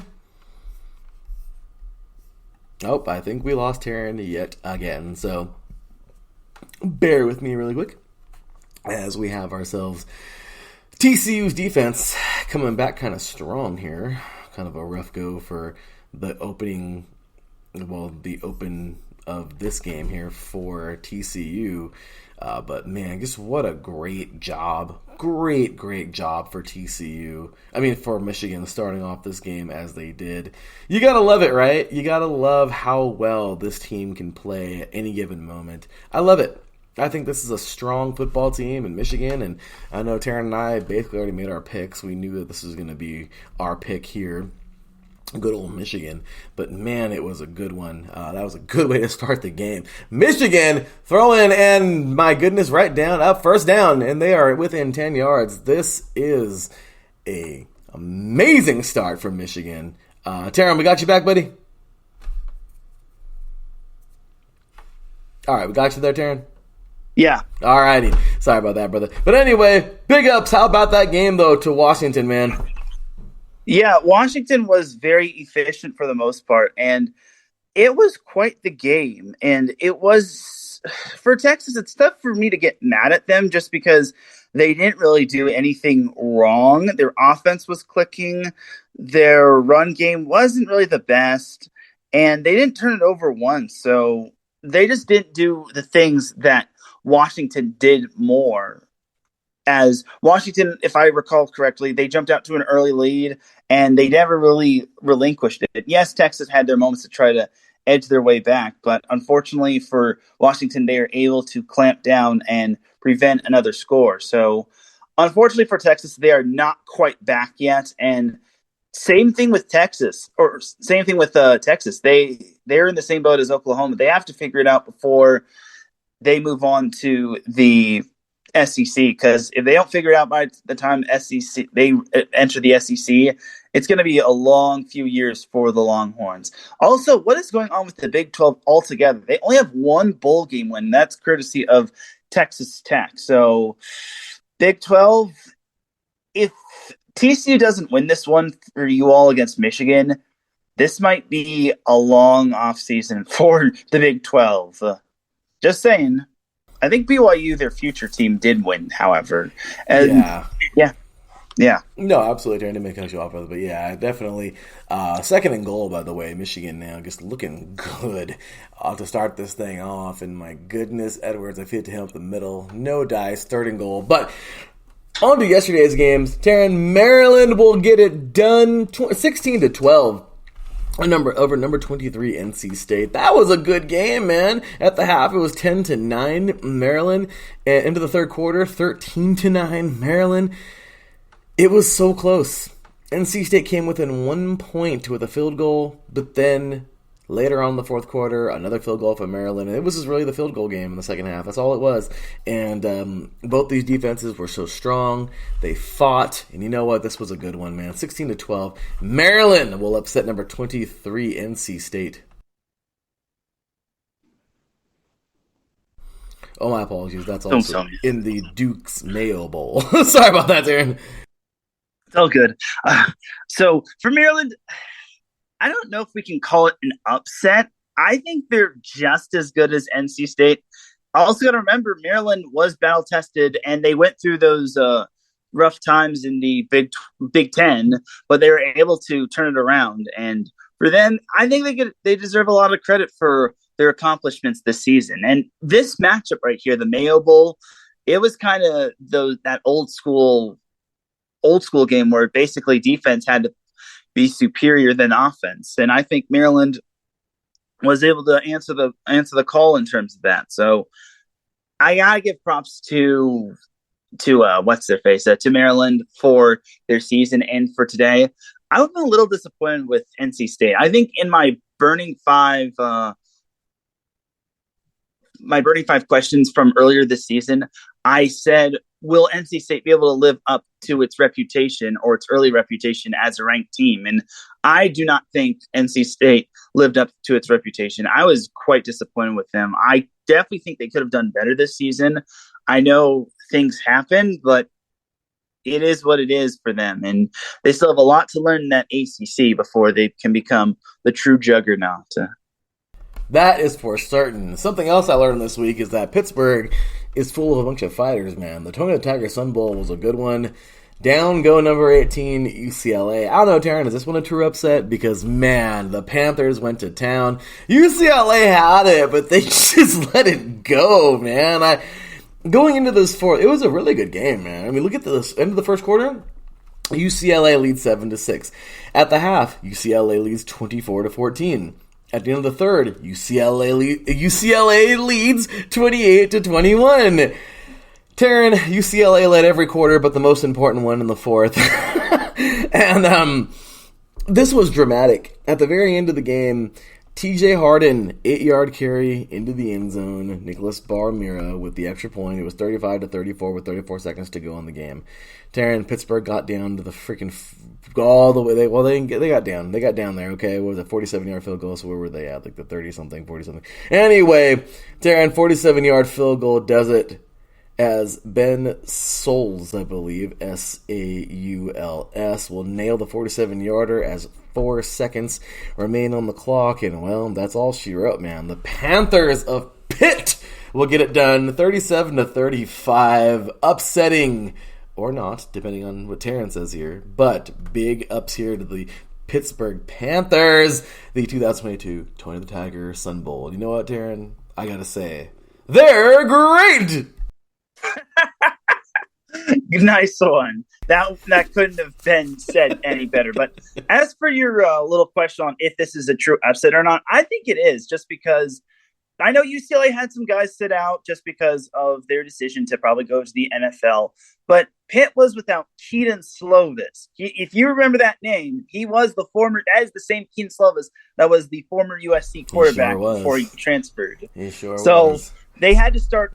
Who was it? Nick Patty at quarterback? I never even heard of this guy. And it's like, I'm like, well, Pitt is going to get rolled. But here's the thing. UCLA played down their competition quite a bit. And they never really had dominance over Pitt in this game. They never were dominant at any point of the game. They let Pitt hang around all throughout the game. And in the fourth quarter, there was a point where DTR, Dorian Thompson-Robinson, did get hurt, so Ethan Garbers had to come in and take over the reins.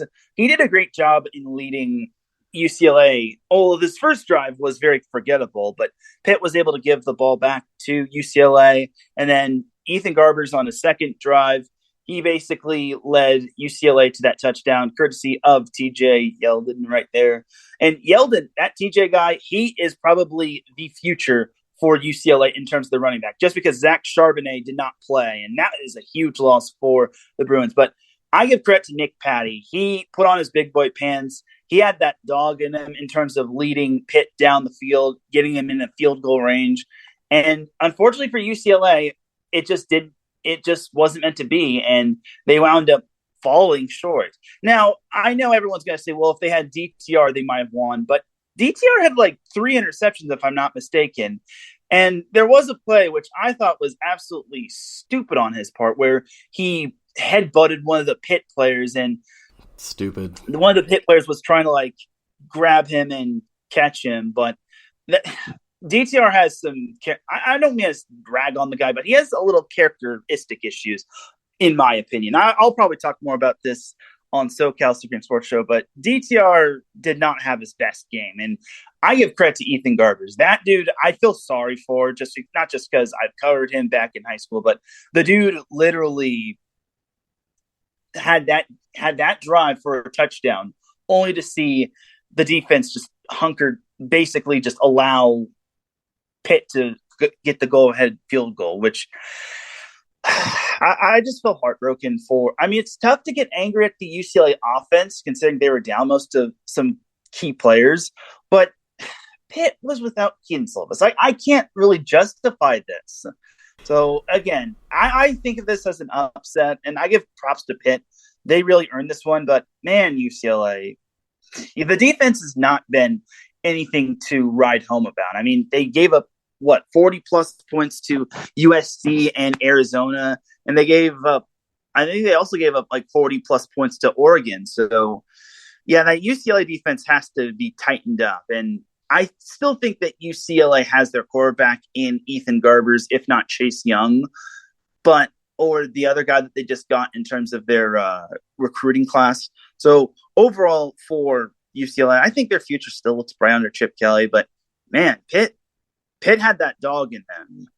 I know they're the Panthers, but they had that dog in them. They did. Sorry, go ahead. No, you're absolutely right, Teran. They totally did. And by the way, big ups to TCU's defense, man. Goal line stand right now versus Michigan on that very long opening drive. Their offense is sputtering, but that defense looked pretty good. So, anyway, moving forward there, and the Tax Slayer Gator Bowl yesterday was a one for the... Oh, my gosh, that was a good game. Number 21, Notre Dame had to grind this one out. Number 19, South Carolina. The Gamecocks have been on one, dude. We've been talking about them all season.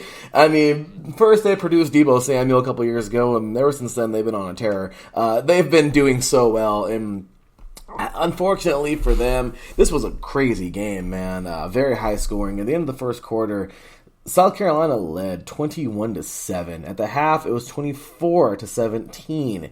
South Carolina. At the end of the third quarter, Teran, this game was freaking 31-all. I mean, just what a football game, man. And then in the fourth quarter, Logan Diggs says, hey, I'm going to run for 39 yards into the end zone. And he does. Blake Group will nail the extra point with 12:41 to go. Well, it wasn't too long after that where O'Donnell Fortune, 100-yard pick six, man. Mitch Jeter will get the hit the extra point. That was an amazing pick six, dude. I was like freaking out when I saw it. Like, yeah, like the announcers were going crazy. It was just awesome, beautiful defensive play there. But Notre Dame, man, don't doubt the luck of the Irish, because they will get down to the field. This wasn't even luck, man. They just got down the field and got it done. Tyler Buckner to Mitchell Evans, 16-yard pass into the end zone. Blake Group will nail the extra point. 1:38 to go. Hopefully I'm saying his name right. Grupe. With 1:38 to go in this game, 45-38.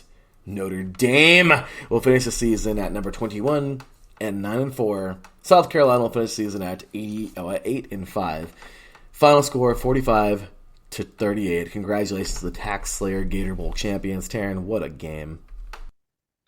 Yeah, it was quite the game. And for Notre Dame, considering they had the season where they lost to Marshall and they just had that roller coaster season altogether, I think this is kind of a good, happy ending for them. Their offense was very balanced. They had over 250 yards in terms of passing and rushing, as opposed to South Carolina just being more pass heavy but that's probably because they saw their lead evaporate. And time of possession was crucial as Notre Dame dominated that. They also dominated the penalty game, only had 4 penalties for 40 yards, where South Carolina had 8 penalties for 73 yards. And for Notre Dame, I was quite impressed by them. I think they turned it around quite nicely. Third down in this game was also well, as 11 for 19 compared to 5 for 15, and 27 first downs altogether versus 20 really shows that Notre Dame really came to play in this game. And credit to both these teams. And Spencer Rattler was phenomenal for the Gamecocks. Unfortunately, he just fell a little bit short against a stout Notre Dame team, and that pick six was what really swung the momentum to the Fighting Irish. So, great game overall by both teams, and who knows what Notre Dame has in store for us next year. Like, hopefully they can get back to their true dominance days, but not against USC, of course. Agreed, good sir. There was another game that day, or yesterday, Ohio versus Wyoming, and Teran, this Barstool Sports Arizona Bowl was a good one. Ohio knocked off Wyoming 30-27. Ohio, the Bobcats, not the Buckeyes, the Bobcats, finished at 10-4. Wyoming will finish at 7-6. This thing went to overtime, man, and it was a field goal by John Hoyland, 29-yard field goal for Wyoming, and Ohio answered with a touchdown. Tyler Foster for a 10-yard pass from CJ Harris. Good game, man, and the Bobcats will earn the Barstool Sports Arizona Bowl this year. The champs of 2022, that is the Barstool Sports Arizona Bowl. What a freaking game, man. Congratulations to Ohio. You never really hear from this team too much, man, and I was just very happy to see how well they played this year, and what a stamp on a really good season, winning in overtime.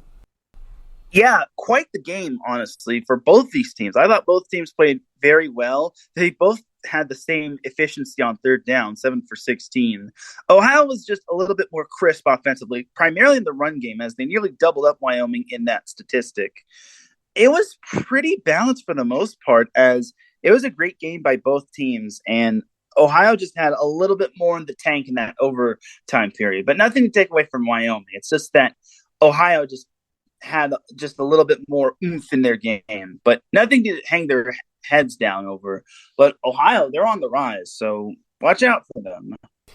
Agreed. And by the way, Teran, in this game, man, we had Michigan go down the field, 4th and goal line stand.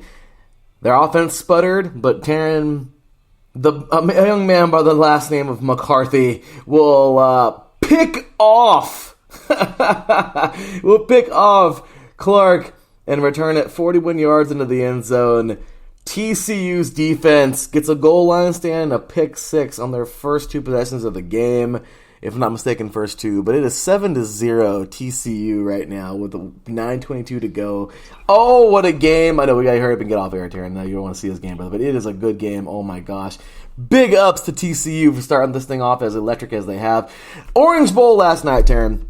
Number 6 Tennessee, number 7 Clemson.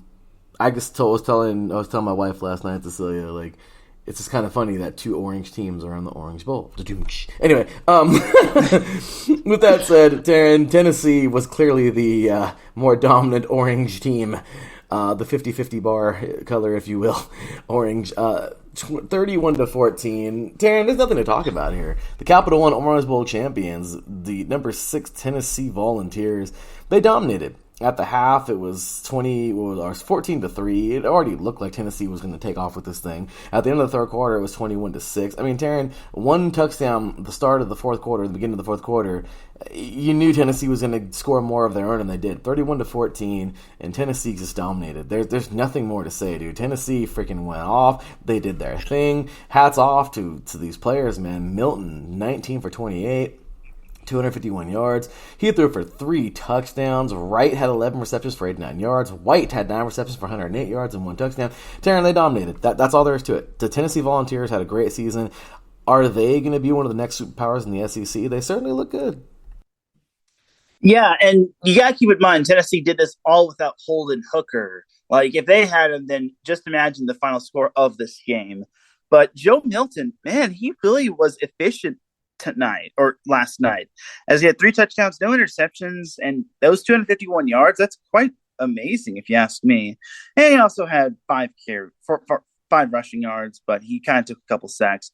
For Clemson, Cade Klubnik, it's tough to rag on this guy because he's only a freshman. We can't rag on a freshman QB all that much, especially since DJ Uiagalelei got benched and eventually hit the transfer portal and now is at Oregon State. So Cade Klubnik will eventually get better as time goes on. He just has to eventually learn Dabo Swinney's full offensive playbook to a T.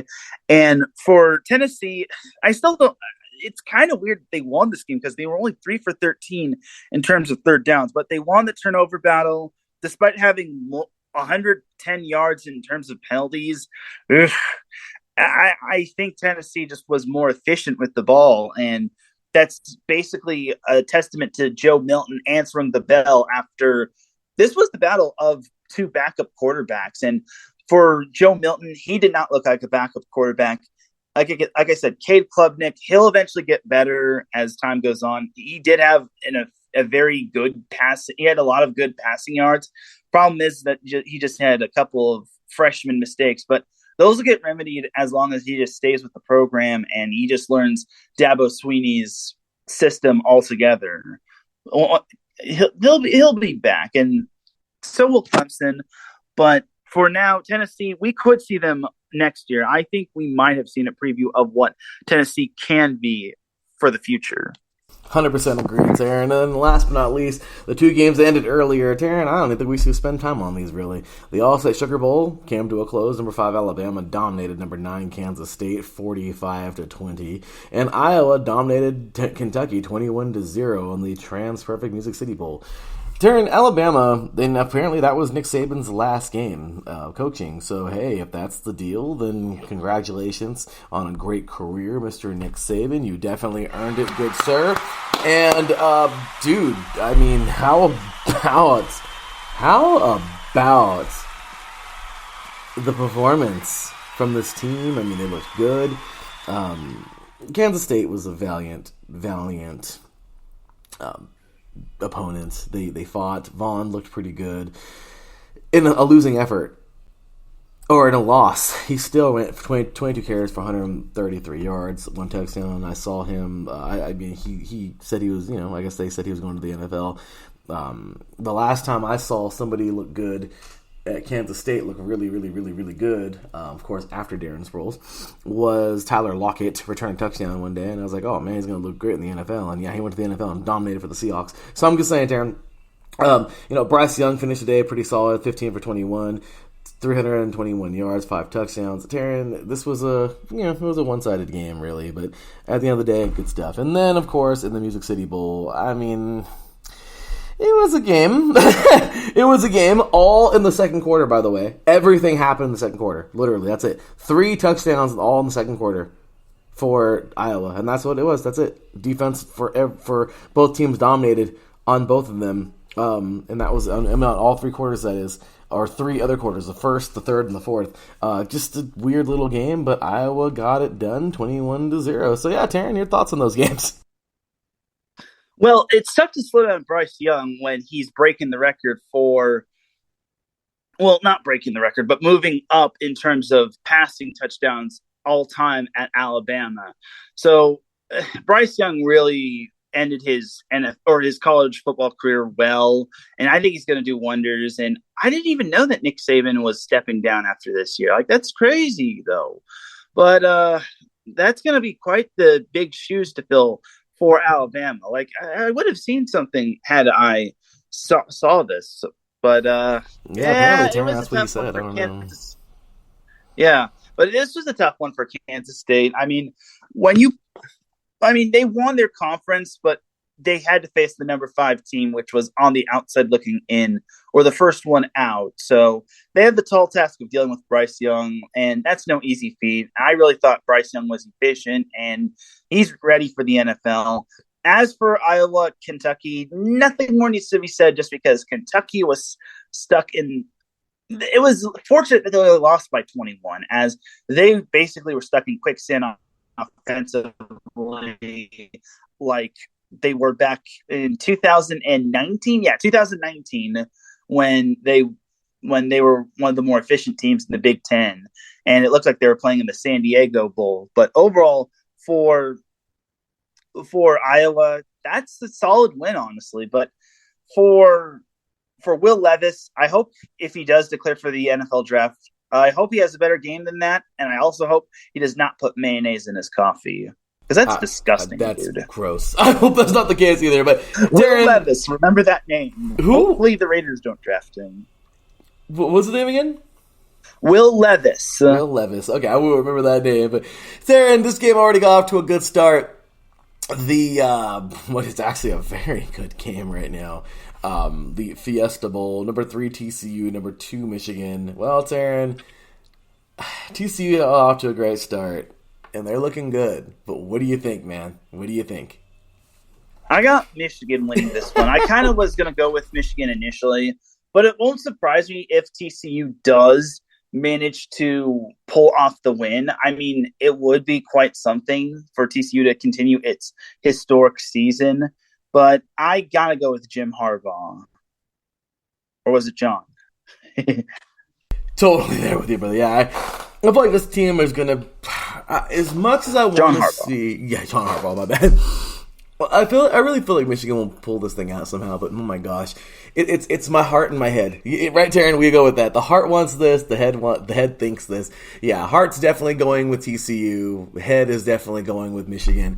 And then of course later on today, number 4 Ohio State taking on number 1 Georgia.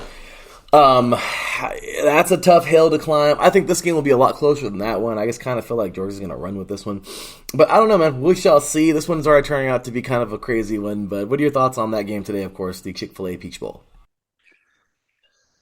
I mean, Georgia has the defense and Ohio State has the offense, but I got to go with Georgia on this one. I really think that their defense is going to shine against Ohio State. It won't be easy. I think it's going to be a whole lot easier said than done, just because Ohio State, I mean, yeah, they got beaten down against Michigan, but Michigan, as we know, they are as good as advertised. And honestly, it's going to be the battle of 2 Heisman finalists in CJ Stroud versus Stetson Bennett.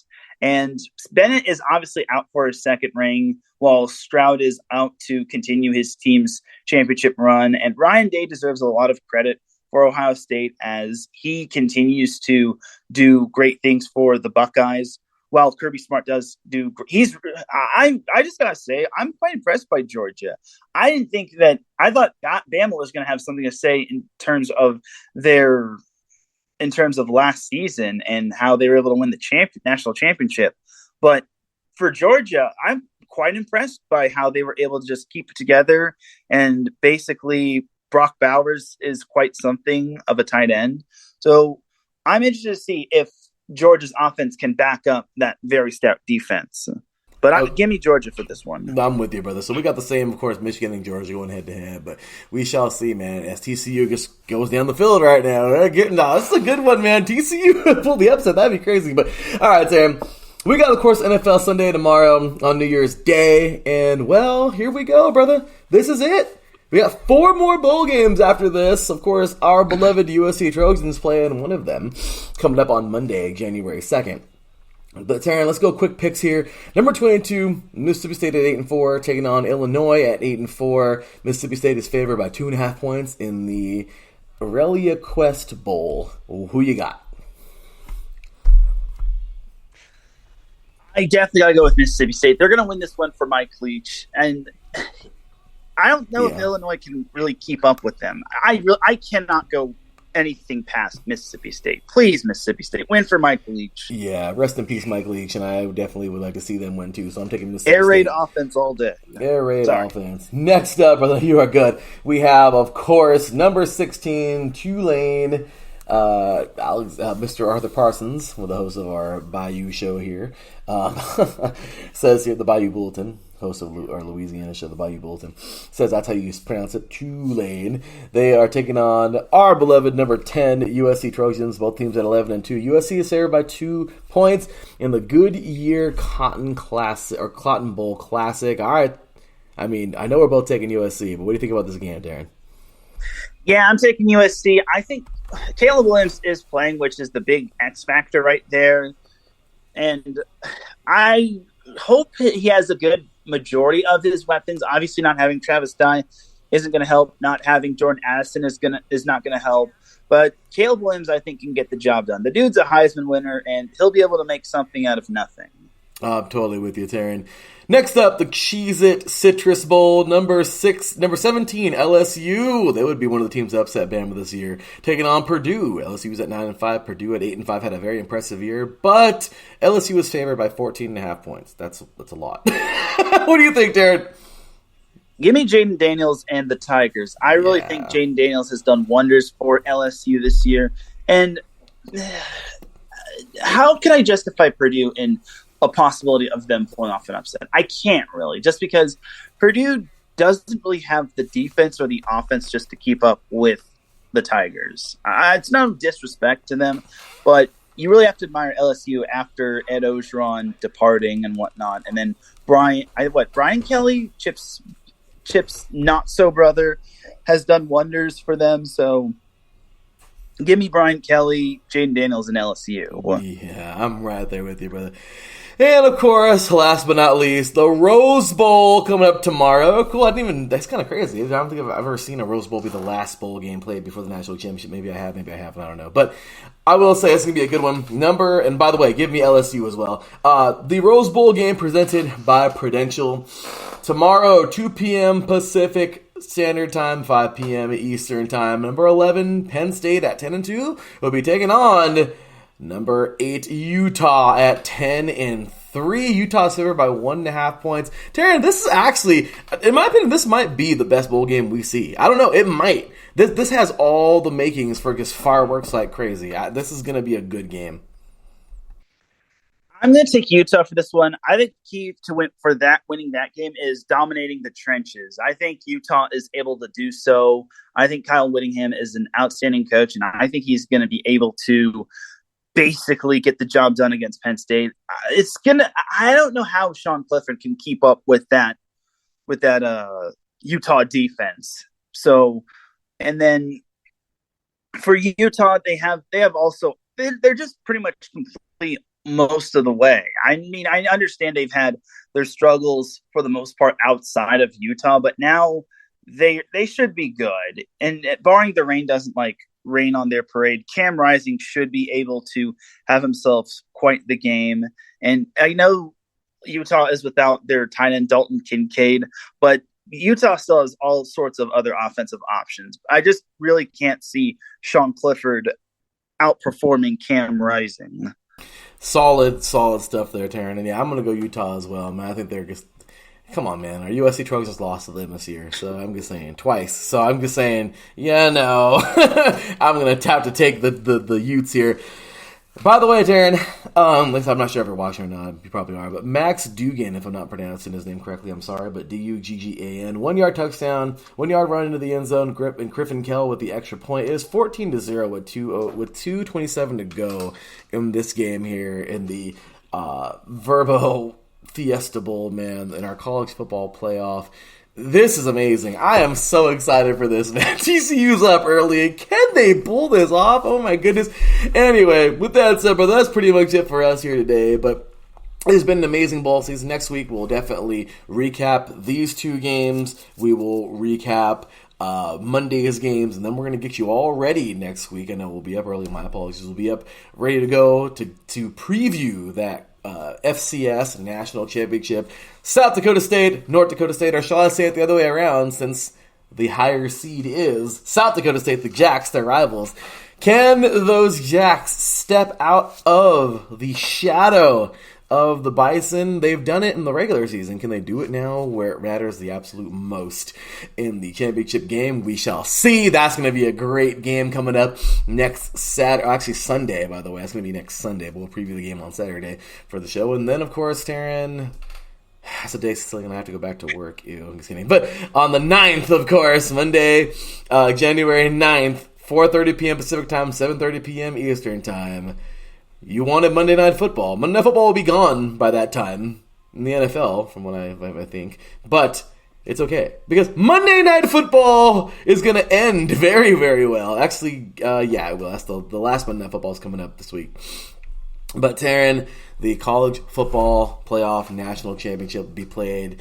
It's either going to be TCU. Well, we're going to see. TCU and Michigan, the winner plays Ohio State and Georgia. Sorry, I had a brain fart there. And, well, we'll talk all about that, of course, coming up next week. Get ready to preview that. And there we go, off into the offseason. So, Teran, it's been a fun one, brother. And, well, there's only one way to say it, man. Cue the music, because we're out of here. My good sir, any last comments, questions, concerns, anything you want to say before we're out of here, brother? We'll see you all next year. Oh, yes, that is correct, Teran. We'll see you next year. Oh, man, it's going to be a good one. I'm excited for this, and we have ourselves just one great deal going here at iSports Radio. As I always say, big ups to our Lord and Savior Jesus Christ. Without him, nothing is possible. And, of course, big ups to all of you listeners out there, for without you, iSports Radio is not possible. Big ups to our Hall of Famers, by the way. Gotta show love to those guys. Teran, of course, an iSports Radio Hall of Famer himself. Mr. Dale Kinsey Jr. finally making it in there. Mr. Bobby Cash, Mr. Matthew Owens, and Mr. Pierre Moss. Next week we'll be having our show inducting them into the iSports Radio Hall of Fame. Really excited for that. And, well, there you go. Give us a follow at iSports Radio all across social media. Give us a follow, of course, for this show at Free and Out, all spelled out, IECE. Big ups to our Patreons, of course, Anonymous, Bay Area Apparel, Mrs. Parsons, and Mr. Marcus Lowe's Great. Check us out at iSportsRadio.com. Become a Patreon yourself. Help us keep the lights on and support the station. We appreciate you guys. Let's continue to do our thing, y'all. Thanks for showing us love. One more time, Teran. Any last words before we're out of here, brother? You can follow me on Twitter at Teran Rodriguez1. That is Teran, then Rodriguez, and then the number 1. And that's where I post my main content. Once again, thank you all for your support. We'll see you next year. We sure will, y'all. And, well, we're just going to rock and roll with our guitar solo now on out of here for the year. It's been a great year. Teran, I think it's time to close the door on this one, brother. We will see you guys next year. 2023 is coming. And, well, next time we see you, it'll be 1 year later. And, well, we're going to find out which of these 4 teams are going to be, which 2 out of these 4 teams are going to be playing the national championship for 2023 for Mr. Teran Rodriguez, for me, your boy Larry B. This has been 3 and Out College Edition right here on iSports Radio, your directory for all that is sports. We will see y'all next year. Until then, take care, and as always, God bless.